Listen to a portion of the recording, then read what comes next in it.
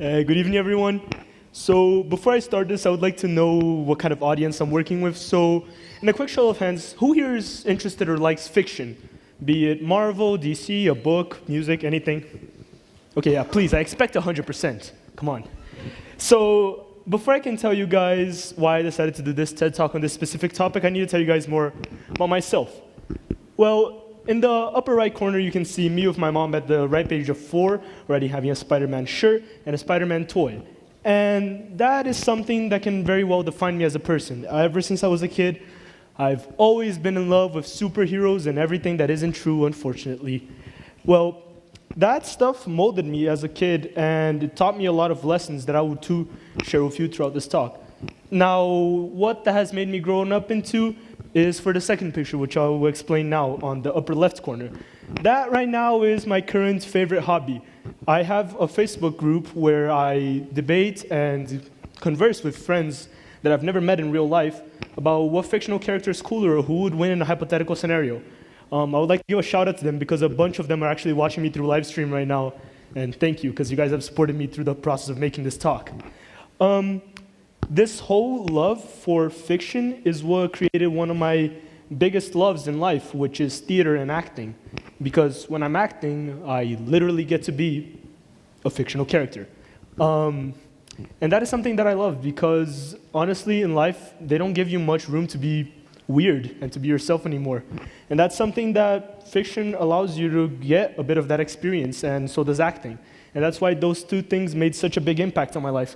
And the fourth picture, which is weird, is what Miguel mentioned, Jaja's Bizarre Adventure, which is literally a comic book that I read about myself. Yes, I know that's weird. But it's something that I have fun with, because then again, it's in the fantasia that I love. Now, for this next picture, I would like to ask who here has watched any of these shows or who has kids watch similar shows to these? Yeah. Fiction has a huge power to mold how we're going to be when we grow up.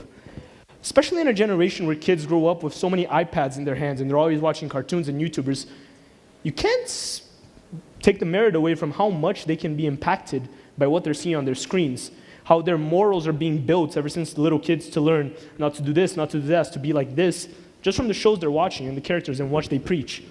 As a personal example, I've always watched superhero movies, for example, or superhero stuff, as I said, which made me grow up with kind of a hero syndrome where I always want to be nice to everyone and I always want to be helpful. And that molded me as a person. Now, as to why I decided to do this TED Talk, I'm going to share with you guys this little snippet of a Superman comic. Don't worry, you don't have to read exactly what's been said. I'll explain. So, I'm going to assume everyone knows Superman. In any case, what happens in this comic is that Superman, the almighty superhero who can stop alien invasions and stop armies and whatever, decides to spend one day simply talking to a woman who's about to commit suicide. And what he tells her is what actually inspired me to do this TED Talk. Especially as a senior in high school, I could relate a lot to what he said. Superman says the following: many times we leave high school with these ambitions, thinking that we're going to change the world and we're going to save 1 million of lives. Sometimes we do, but sometimes we don't. And what matters is that not to save 1 million lives, but to save one life is always enough. Because if you go to the hallway and you say, hey, how has your day been, to someone who's been upset, or give a hug to someone who's crying, that can change their lives and can pull people back through. And the fact that this was done by Superman, a person who, as I said, can literally flick planets away, just makes it even more grand, because it doesn't matter how powerful you are, humans always have the power to save humans. Even though Superman isn't a human, but you guys get my point. Now, with that in mind, I would like to show you guys 3 lessons that fictions have taught me in my life, and how they changed me as a person. So my first lesson, to anyone who knows Spider-Man, isn't going to be very surprising.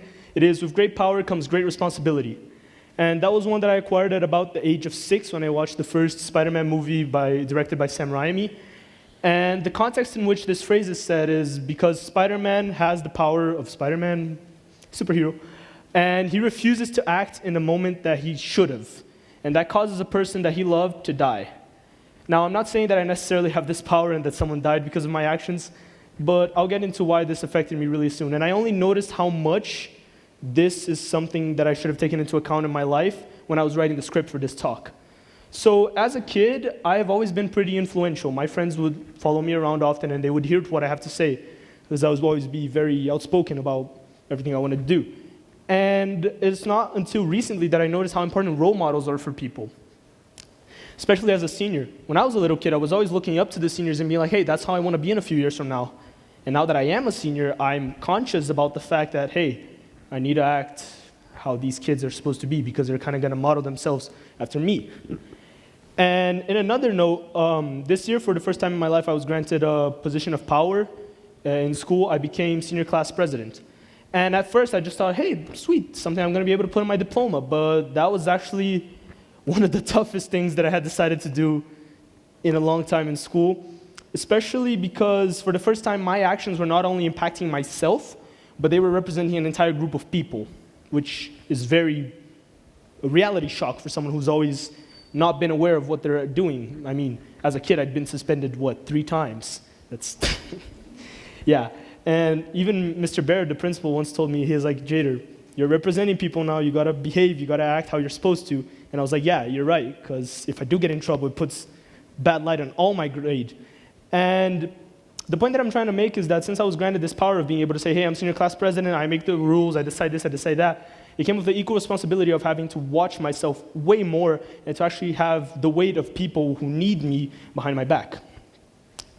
Now, for my second lesson, this is from Dragon Ball Z. I'm not sure if a lot of people are going to know this because it's anime, but the sentence reads, "It is not a sin to fight for the right cause. There are those who words alone will not reach. You are gentle, you do not like to hurt, but it is because you cherish life that you must protect it." Now, I'm not telling you guys to go brawl with people in real life and like, hey, you don't agree with me, I'm going to beat you up. No, that's not the point I'm trying to poke. It's more in a metaphorical sense. Winston Churchill once said, if you have enemies, that's good because you stood up for something in your life. And that's more of the sense that I'm trying to do. Because as a kid, I've always been very, very passive. I wouldn't like confrontation. If someone tried to say something mean to a friend of mine, I wouldn't stand up for them. If they tried to say something to me, I would be like, okay, whatever. Even though inside I would be upset and I would want to say something, but I wouldn't say it. I only started being able to be outspoken about like the things that I wanted to say a bit too late, actually, about 2 years ago, more or less. And that's something that I wish I had had before because, especially as I said before, I was popular amongst my friends. I would be friends with people who were bullied, and I would be friends with the bullies. So that created a problem to me where the bullies, who were my friends, would be bullying my other friends, and I wouldn't be able to say, hey man, stop, that's not cool. And it ties in a lot with drive and with the willingness to put yourself in a situation where you don't exactly like for you to reach a goal that you want. And you need drive in life for anything. The context in which this character inspired me was because where this phrase was said, it was a character, the boy there with the golden hair, he was the only person who would be able to save the earth because he was very powerful. But he was gentle and was not afraid and was afraid to fight. And it was said to him that if you don't fight and if you don't do what you're going to do, the world will be destroyed. And I'm not saying that in the same scale, if people don't have drive, the world will be destroyed. But if you don't have drive, you will never achieve everything you want to achieve in life. And it is something that you have to do. You have to put yourself in the situations, even if you don't like to, and you need to go through it and push it through. Now, for my third and final lesson, basically this one, it says, hard work will always surpass natural talent. And this one is a bit weird, but I'll start with the context in which this was spoken in the series. So the character on the floor is a person who lives in a world where everyone has superpowers but him. Everyone just undermines him, calls him trash, says that he's not good enough for anything, and he doesn't want any of that. He wants to be respected, he wants to be powerful, and he wants to everything. So what he does is that to make up for his lack of power, he just starts training as hard as he can, making enough exercise to make his body build up to make up for the fact that he doesn't have superpowers. And he ends up surpassing all those natural geniuses who had all those powers. And that was something that inspired me, but in a different aspect, and I'll explain why. Ever since I was in first grade, my mother had received the same complaints from all my teachers. Your kid is super smart, but he's really lazy and doesn't want to put the work in. And that's true. I do consider, not anymore, but I was very, very, very, very lazy and a huge procrastinator. I even related it a lot to the TED Talk that was just shown. But that was a problem for me because I always had this feeling that, oh, I'm a genius, I'm too good, I'm gonna do this, I'm gonna do that, and no one has to tell me anything because I got it. I am gonna ace the test without having to study. That wouldn't happen, but I thought it would happen. In theater, that also impacted me because I'm like, oh, I don't need to practice my lines. I'll have them down just by watching because I'm Mr. Hotshot. And then time would come and everyone had their lines down. In the final days of the rehearsal, with like 2 weeks for the play to come, who's the only person who didn't have their lines down? Me. The person who wants to be an actor when he grows up. Kind of embarrassing. And because of all of this thinking that you're too good for putting in hard work, it gave me a huge problem with willpower, which is actually what made me reach 100 kilos, because I would never want to put effort in to do a diet or to work out. After I reached 100 kilos, when I was just like, okay, I'm done with this. I need to start putting work into stuff, especially now if all my friends are getting into college, and I'm the only one who didn't start their college apps. That's a terrible problem. That I'm getting solved, but it's a problem because I didn't start too early, and I may have to start next year and lose a year of my life that I would have been able to already get work done. Just because I was like, nah, I got it. Everything will work out in the end. And yeah, so for a final lesson, I know I said 3, but it's gonna be 4 now. I think the biggest thing that I always learned from fiction is be yourself. And this picture behind me is a picture of my favorite character, Josuke, and I chose this picture specifically because it's weird, because I'm weird. And honestly, especially to a lot of my friends who are watching over live stream, and I know they're ashamed of saying, hey, I like geeky stuff, I like Star Wars, I like anime, I like Marvel. You just gotta be yourself, because honestly, if you spend your entire life trying to please everyone, the only person you won't please is yourself. And if you aren't yourself, who will be, you know? So those are just some of the lessons, and I doubt that there's anyone here who hasn't learned a single thing from fiction that brought them into their real life. And I'm just trying to of how much it can affect us on a conscious level and a subconscious level without us even noticing.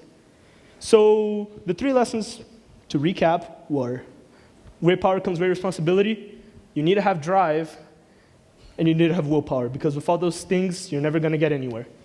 In any case, my time's about running out, and I decided that I'm gonna end this by being myself and being weird. Thank you for your watching.